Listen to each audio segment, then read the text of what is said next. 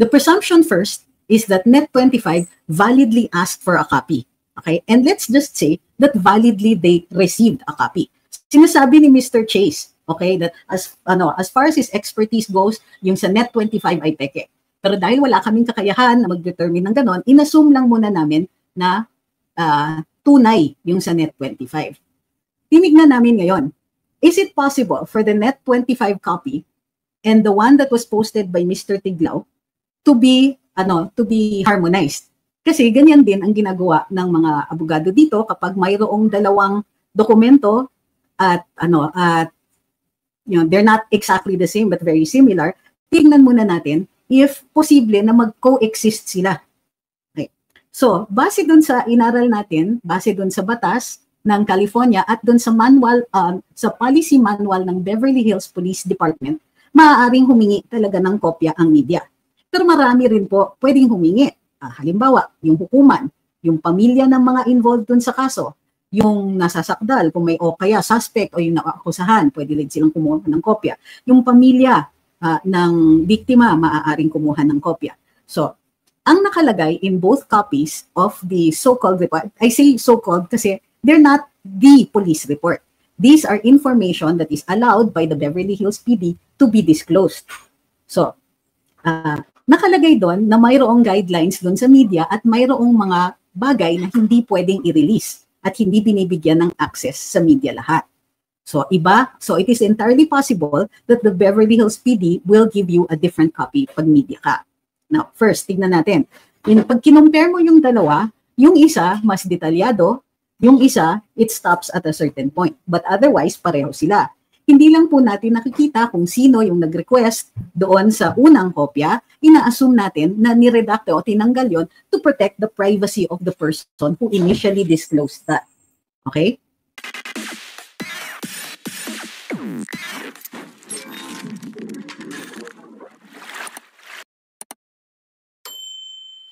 Discuss natin yung updates ngayong araw na ito.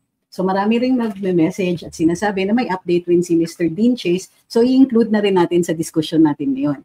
Now kahapon or kanina, na-call out ako ni Edwin Hamora na pinost ko kasi yung pinalabas ng Net25 at ang sabi ko, good job Net25. Great going, hindi good job, great going Net25. Hindi ko in-explain kasi actually nilagay ko lang yan because Net25 was the only one that asked allegedly asked sa Beverly Hills Police Department ng kopya ng what is being referred to as a police report. So I also looked into the law on this one. The laws, ang hirap talaga basahin ng mga US laws pero medyo tinagaan natin ng konti. But let us start para hindi nyo kinukulit with yung sinabi ni Sir Dean, okay, ni Mr. Dean Chase.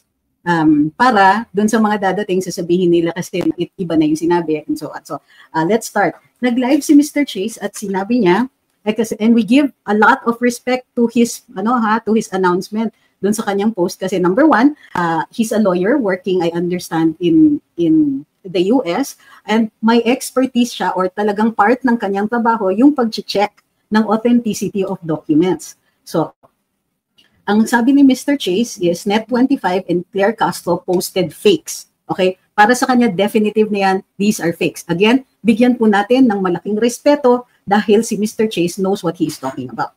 Okay.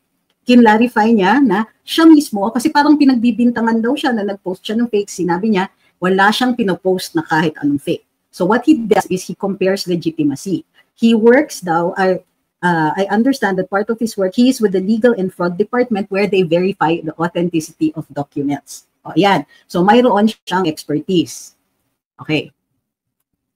So, ang sabi niya, kapag yung sa mga ganito na documents, pagka soft legal copies, they cannot be edited. Sabi niya, these are right protected.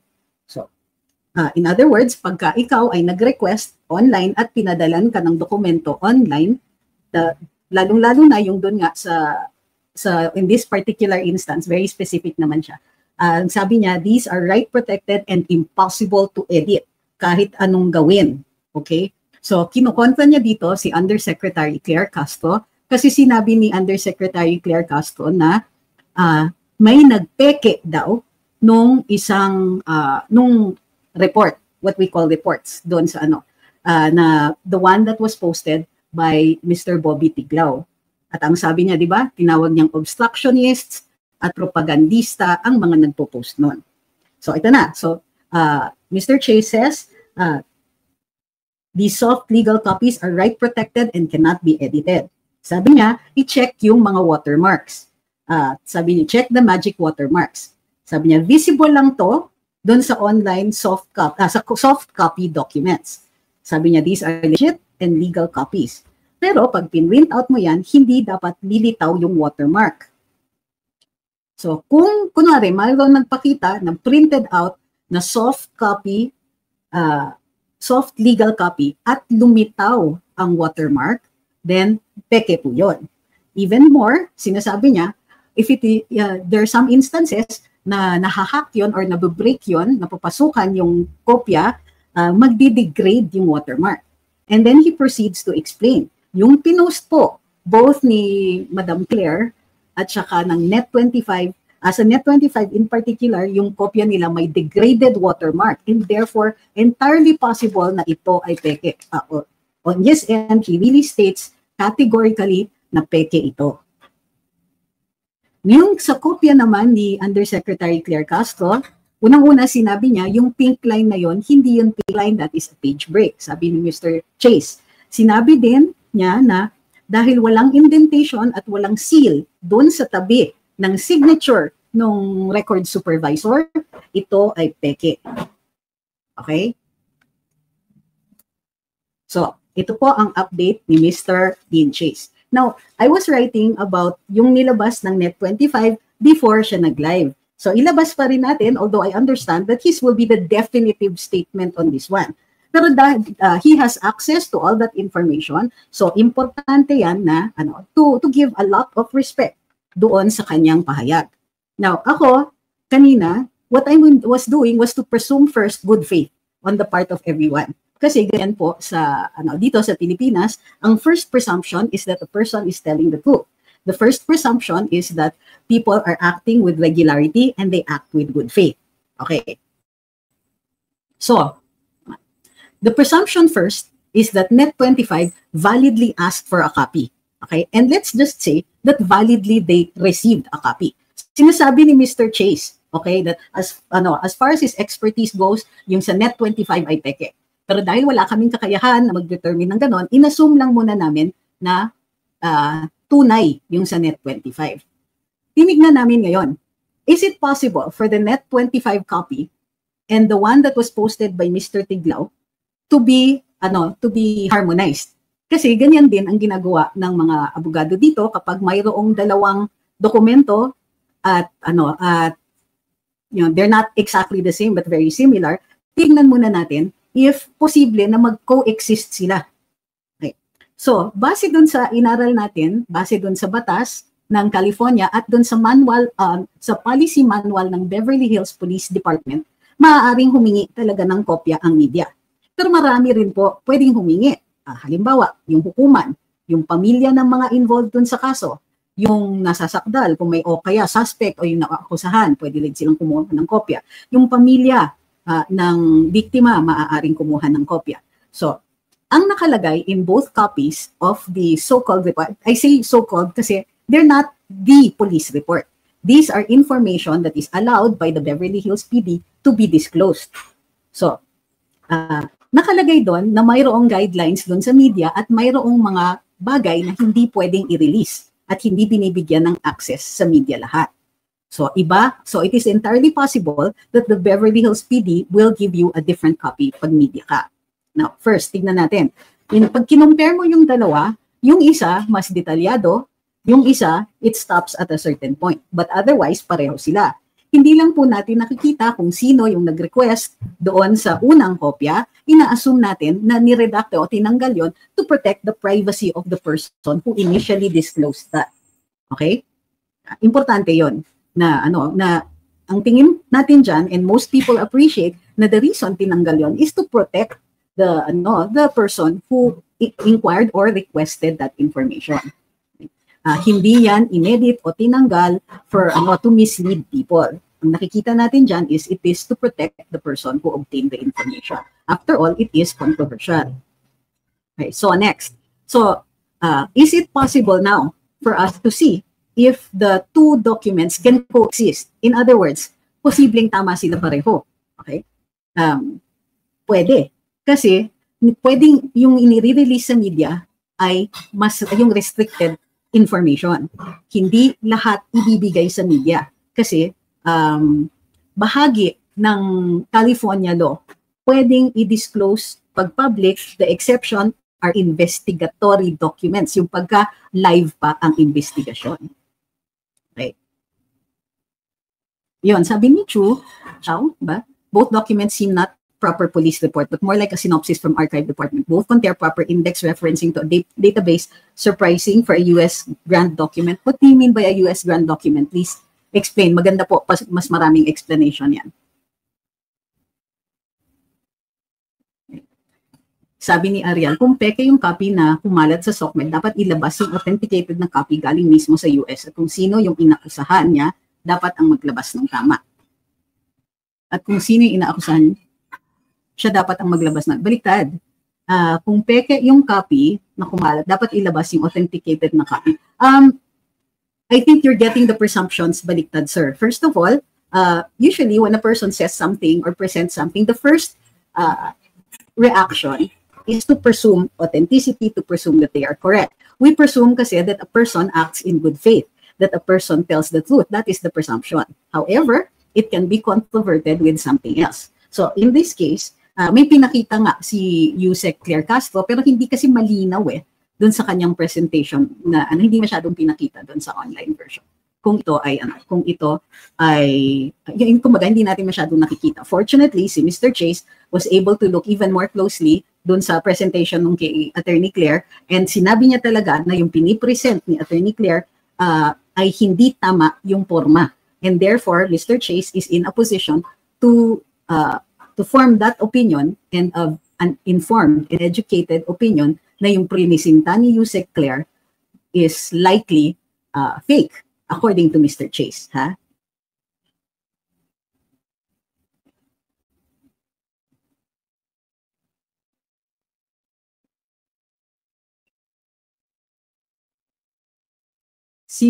Sabi ni Uncle John, what is your comment on mismo na taga-LA Police na humahawak ng public records na si Donna Corsi ang nagsabi na naunang kumalat na police report ay tampered?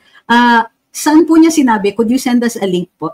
Kasi hindi ko pa po yan nakikita. We'd like to react to that, but send us a link so that we can see.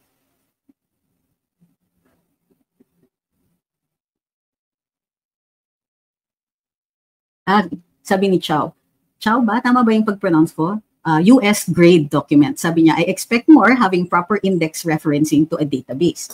But if you look at the manual, the policy manual of the Beverly Hills Police Department, makikita nyo na hindi nakasaad kung ano ang, kumbaga, even based on California law, we cross-referenced it, na hindi maliwanag kung ano ang dapat nakakontain sa isang response ng police department for a request of a police report.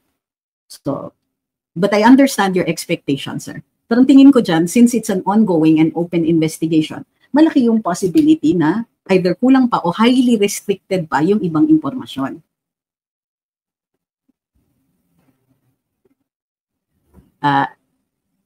Sabi ni Jack, new video. Hello, kanina pa po namin pinag-uusapan, sir. Pinanood namin po yan.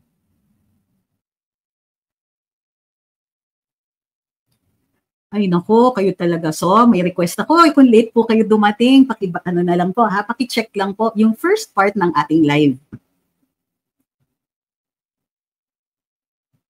Sabi ni Rama, wala na kasing pwedeng mapagkatiwalaan kasi si Claire, number 1 na sinungaling na saan pa pwedeng maniwala. Baka blanco naman yung nirepresenta niya. Blanco.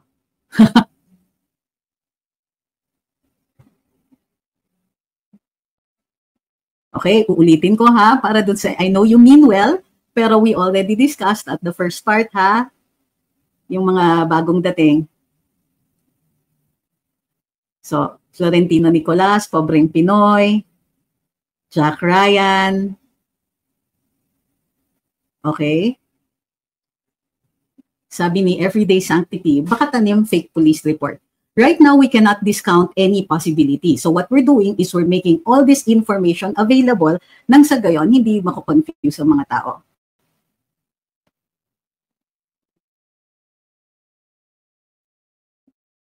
Hindi. Sabi ni Rafael, tiningnan ko po ngayon sa website, case closed na po. Ay, sa LA Medical Examiner, case closed na po. Anong ibig sabihin nito?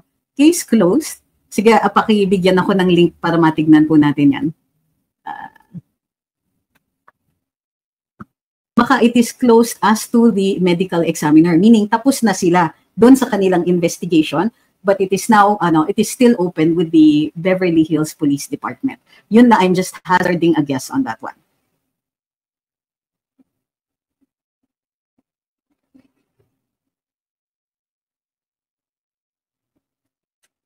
So nasa daw ni Boss Dada. So what I'm saying na is that it is entirely possible na doon as far as the medical examiner is concerned, tapos na sila. Na-examine na nila yung yung body, which is the evidence in chief, except for the crime scene. Yung evidence in chief in a case of homicide, murder, accidental death, etc. ay yung body itself. But kasama din po sa kumbaga evidence will be also the crime scene reports. Now, ito yung sinasabi is that it's entirely possible na as far as the medical examiner is concerned, tapos na sa kanilang end, the rest of the story of what happened there will have to be completed by the investigators, the police investigators. Sabi ni Laila, yes, yung sa medical examiner, yung case closed. I'm looking at it right now. Oh, yan. Okay. So, next. So, sabi ni Ruben, so very legit po ba ang documents? Actually, what happens here is controverted siya.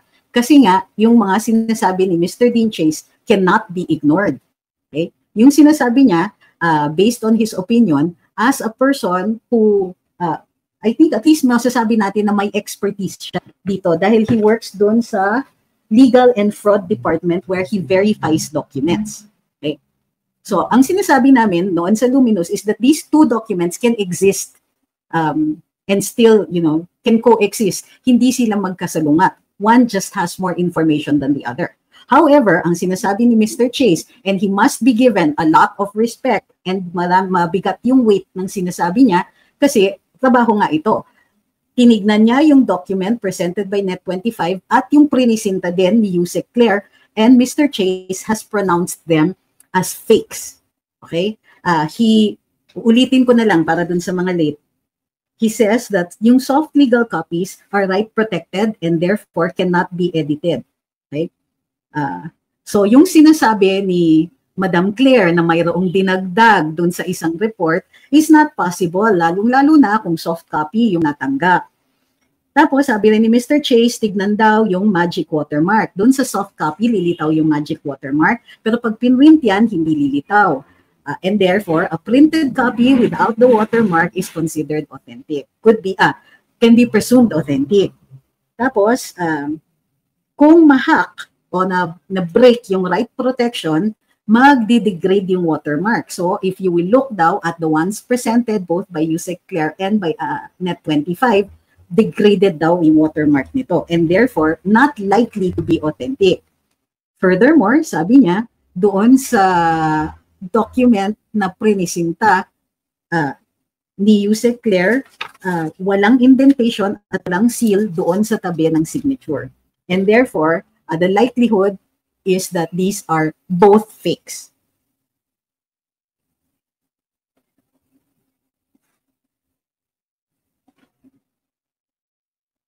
Ito. Sabi ni Jean, why should it be a national concern if FL was with the deceased at the time of death? May katwiran ba si Sec Dave Gomez? Personal matter daw. Actually, we've been commenting on this. It is not a personal matter, particularly because the deceased, was with a member on the trip was with his wife, who is a member of the First Lady's delegation and is a government official, being the Deputy Social Secretary of the Office of the President.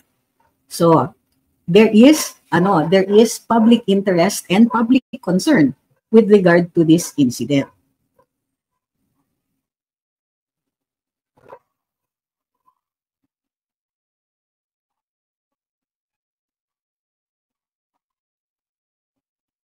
Okay, so ano pa yung mga katanungan dito?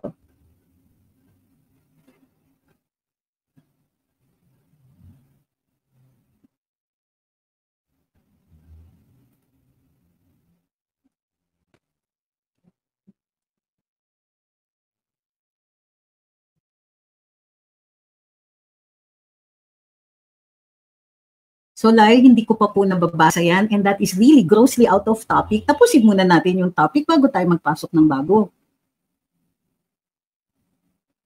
Actually, sabi ni Socorro, it's now a case of what report is authentic, but then the fact remains that somebody who is part of the Philippine delegation, incomplete po yung question.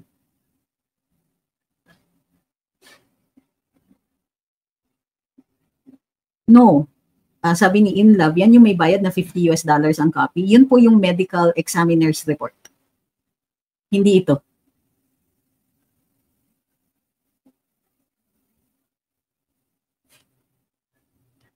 Okay, so kung wala ng katanungan, meron pa. Sabi ni Ma'am Christine, is this why the Filipinos as a collective not losing their minds? More of us are not concerned that Vlogs is too close to leadership. Why even do the WOD before pala mentally impaired ang Vloggy? Correct. So yun nga, yung sinasabi ni Ma'am Christine relates dun sa sinasabi ni Secretary Dave. Kasi paano mo sasabihin that this is a private matter when the issues about drug possession or illegal drug possession have not been cleared. So of course, the people will want to know, lumalapit ba ang droga sa unang pamilya? Mayroon bang mga incidences na present ang unang ginang in parties, socials, events, etc. na mayroon ganon? Siyempre, magiging concern natin yun. They cannot, a crime is not a not a private matter.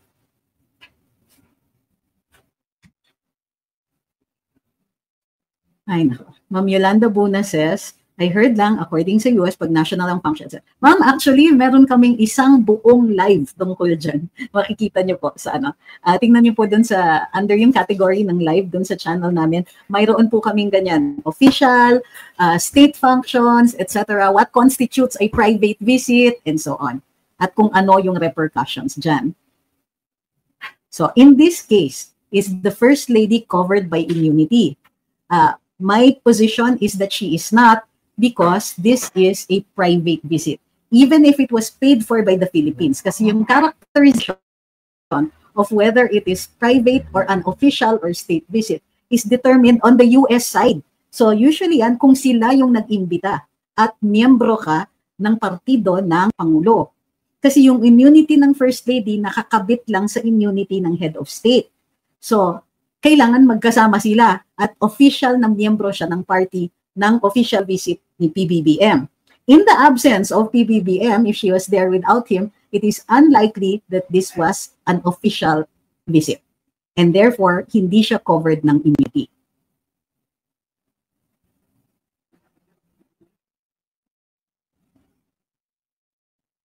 Okay. Sabi ni Hernie, can the wife of Tantoco be investigated because there is a death? That is correct. Illegal drugs during government bid. She can be investigated if there is evidence to indicate that either she was present at the time of, on or around the time of death, or that there is some participation. Kasi kung possession po ang china-charge ninyo, kailangan may actual or constructive possession siya. So kung iimbestigahan siya for drug possession, kailangan hawak niya. It's on her person, or it's in a place that she controls. Katulad ng, let's say, nasa bag niya, or nakaupo siya sa sofa tapos nasa table sa harap niya. That is an area within her control. Kung wala siya doon, then walang basis para imbestigahan siya.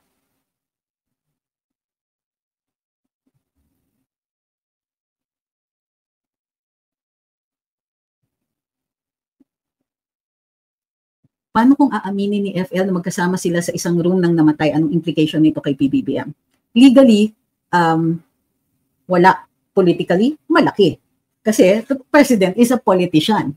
So may Caesar's wife doctrine din yan. Dapat sila din. Dapat yung kanyang unang ginang ay sumusunod din sa batas dahil ang Pangulo ang chief enforcer. Now this happened in another country and therefore has implications since the president is the architect of our foreign policy. So if you're asking kung maaari ba siyang ma-impeach for this? No. Kasi you can be held liable for your own actions only. Since wala naman siya doon at the time, kaya nga hindi immune si First Lady, then kailangan i-connect one way or another na mayroon siyang involvement, whether it is in relation to the illicit substances or dun sa pagkamatay.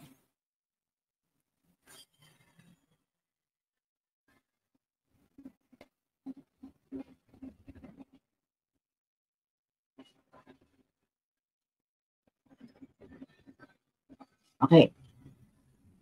Sabi ni Ma'am Ola, I feel bad. For sure, kumakalat na ito sa US, pinag-uusapan ang Pinas for the wrong reasons. Baka maging Colombia na tayo, and we have our own Griselda Blanco.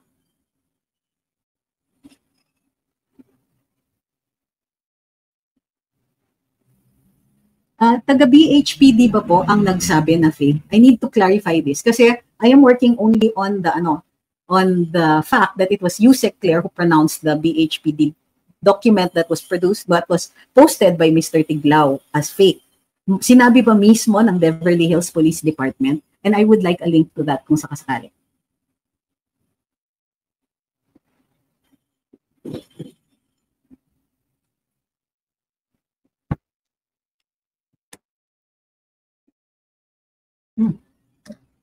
Lumamig na yung kape ko. Ay, diyon? Okay, sabi kay Abs, I need, thermos. I asked her already kanina pa. Thank you. Thank you. Ito, sabi ni Leo, hay nako, hilig nyo din magpakalat kasi ng fake news. Sana i-verify nyo, lawyer ka pa man din. Actually, sir, hindi mo kasi binabasa yung aming page at hindi ka nakikinig sa buong live namin. Nilagay namin lahat ng mga versions. We don't have to make all the conclusions for our leaders or our watchers. At yes, everything has been double-checked as far as we can do so. So we even checked the laws on this one, as well as the Beverly Hills Police Department Policy Manual and the California laws on disclosure. So, wag po naman kayo gumawa ng judgment na ganyan nang hindi nyo naman pala kami pinapanood. Naggawa ka na kagad ng conclusion, nagpapakalat ng fake news. So, mag-ingat din po kayo. Kasi kami dito mababait kami. Bihira kami mag-file ng mga cases for libel. Pero, at some point, if you do that to somebody else, you could be very vulnerable.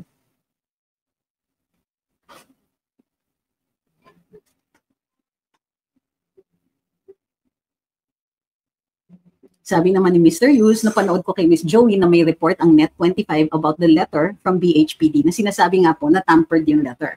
Double-check ko yung kay Joey, ha? Ganda yan.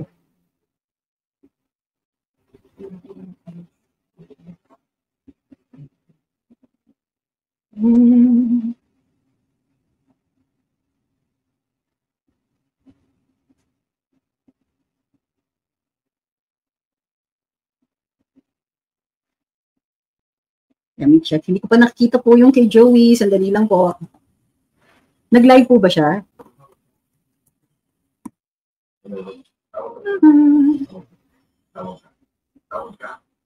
Sabi ni Ma'am, it was not declared as fake per se but tampered daw. So the document was legit but tampered.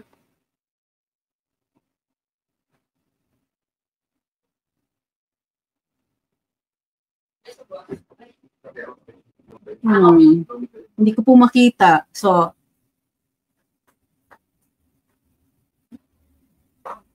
alam mo JMDM ha? Kung nakikinig po kayo, hindi po namin nga dinidiscuss yung sa medical examiner. We're not talking about, there are no issues about the authenticity of the medical examiner's document. Bakit? There are some people na hinahalo nila yung issue. Nagagalit pa na bakit iba yung medical examiner, iba yung medical examiner. Pero kung titignan nyo po, kayo po yung nagbe-bring up niyan. Ang kino-compare natin ay yung present, yung nakapost doon kay Boss Bobby at yung nakapost kay Yusek Claire sa Net25. So ulitin ko ha, hindi kino-compare yung report from the police department and the medical examiner's report. Those are two different reports altogether. Yun. Sabi ni Sir Edgardo Sicat, for clarification, tampered according to Detective Poulter. Okay.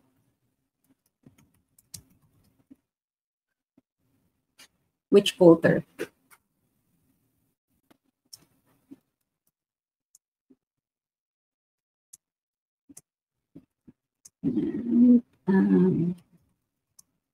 Ayan. Ayun, lumitaw na. So Net25 din po ang naglabas. At sabi nila,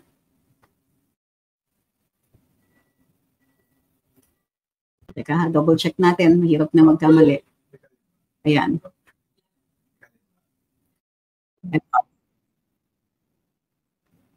Panoorin natin ha, i-present natin dito.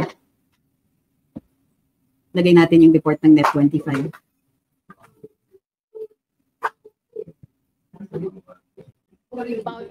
Toko sa isang hotel sa Beverly Hills noong Marso. Ito naman ang kopya ng record ng Beverly Hills Police Department na ibinigay mismo ng pulisya sa Net25 News na may petsang July 15. Kapansin-pansin ang pagkakaiba sa ibabang bahagi ng dalawang dokumento. Sa mga kumalat sa social media, binanggit sa incident report ang suspetsa na nasawi ang biktima sa drug overdose at ang mga nasumpungang paraphernalia na nakita sa lugar. Binanggit din ang sinasabing mga kasama ng biktima, kabilang si First Lady Lisa Araneta Marcos. Ang impormasyong ito, tinawag na fake news ng Malacanang. Ang sinasabing police report na naipost sa Facebook ay isang malaking kasinungalingan. Minabuti ng Net25 News sa pamamagitan ng mga correspondents na nasa Beverly Hills na alamin ang katotohanan sa dalawang report. Sa ipinadalang sagot ni Donna Kersey, record supervisor sa Beverly Hills Police Department, sinabi nitong hindi nila maaaring ibigay ang Death Investigation Report 25-11805 patungkol sa kaso ni Tantongco. Sa halip, ipinadala nito ang PRA Incident Letter 2025-SDP-0460 na nakaglalaman ng halos kaparehong detalye. Ngunit wala ang bahagi ng tumutukoy sa cause of death at maging ang mga individual na inimbestigahan patungkol sa issue. Sa muling pakikipag-ugnay ng Net25 News sa Police Department, sinabi ni Beverly Hills Police Department Detective Chris Coulter na hindi sa kanila nanggaling ang nakabilog na bahagi ng paragraph at lumalabas na ito ay tampered o pinakialaman. Weng de la Fuente para sa Mata ng Agila, matatag, matapang, matapat. Okay. Ma'am, hindi rin po ako galit. Sabi ni JMDM Maha, natin yan. Galit po kayo, I am on your side. Hindi po ako galit. I was just explaining, sabi niya sa ibang nagko-comment, hindi sa akin, na iba yung police report ng Net25 na hindi comprehensive. Tama po kayo dyan. Okay. So, ang sinasabi daw ni Detective Coulter is that this is tampered. Which one daw is tampered? The first or the second?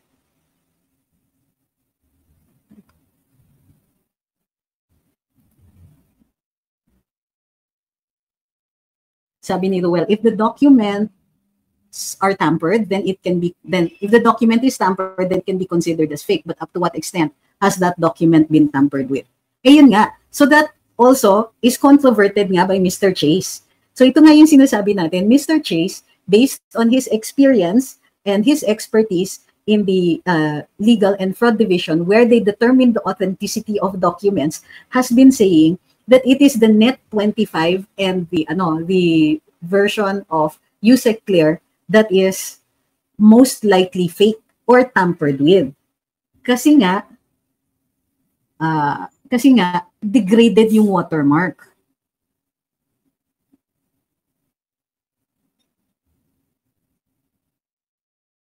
So, ang isa pa siguro na para magkaroon tayo ng leveling off ng pagkakaalam, hindi tayo gagawa ng conclusions dito. Pero binibigyan ko ng bigat yung sinasabi ni Mr. Chase. So, ang sinasabi natin dito is, because nga may expertise siya, tinignan niya pati yung possibility na fake nga yung prinisinta ng USEC Clear at ng Net25. And he is positive that these are tampered. Yun ang tampered. Okay. Hi, Sir Placido. Okay.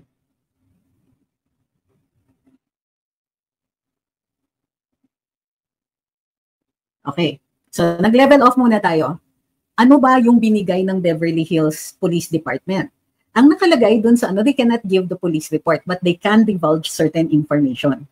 So, yun nga, babalik tayo. Yun sa teorya namin, but of course, mas mabigat yung kay Dean Chase. Lagay lang natin dyan ha. So, with Mr. Chase's extensive experience in this matter, bibigyan natin ng mas extensive na bigat yung sinasabi niya. However, yung alternative namin is this. Can those two, assuming that those two documents are real, assuming in good faith, yung dalawang dokumento na yon, will they be able to coexist? Yes, they can. Because pwedeng media version yung binigay sa Net25 because based on the Beverly Hills Policy Manual, pwedeng restricted ang media statements nila. Okay. Sabi ni Ma'am J.M. Mambasser, walang LAPD report. You mean LA County Medical Examiner's report. You know, Beverly Hills is part of LA County. LAPD is a city in Los Angeles like Beverly Hills. LAPD is a city in Los Angeles County. Okay. So, ang sinasabi namin, yung ni-release ng Beverly Hills Police Department, assuming good faith, those two documents can still coexist. In other words, yung sinasabi ni Yusek Claire, pwede pa rin i-controvert. Ibig sabihin, walang bigat o nababawasan ng babawasan yung bigat na sinasabi ni Yusek Claire. Kasi sinabi niya kagad peke. Kasi mayroon daw kulang, kasi daw tampered, and so on. Hindi niya sinabing tampered. She didn't use the word tampered. Ang gumamit ng word na tampered ay yun nga dun sa Net 25 na report. So, yun po.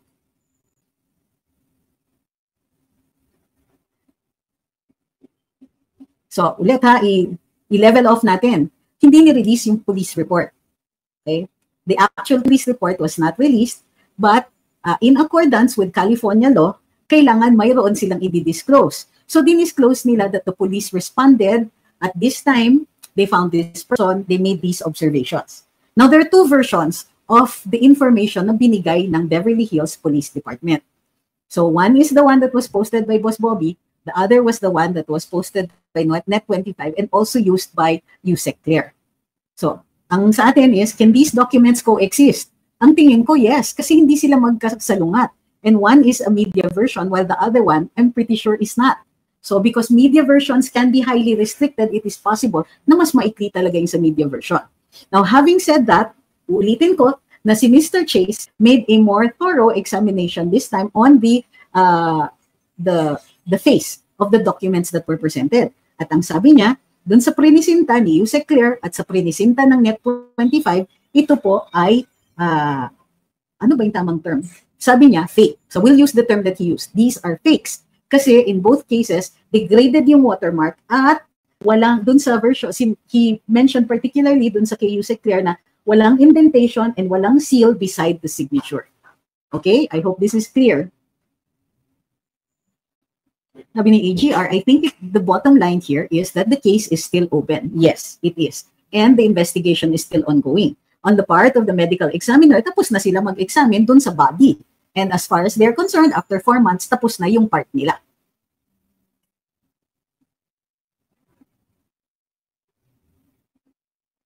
Sabi ni way I see it, may mga updates sa mga releases na ganyan, progressive, as the investigation progresses. I actually checked dun sa manual, sa policy manual ng Beverly Hills, cross-checked with some of the,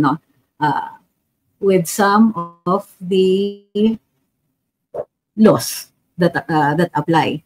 Check ko lang kasi yung ano na yan. When can police report be amended? Hindi ito nag-a-apply, mali pala ako. Hindi nag-a-apply na in-amend kasi it's possible na nire-restrict lang ng Beverly Hills Police Department yung amount of information that goes out. So tama rin po kayo, posible na sa umpisa merong nabigay tapos babawasan nila, possibly because of they're becoming aware of the repercussions, they're becoming aware of the possibility that this will be an international scandal and so on.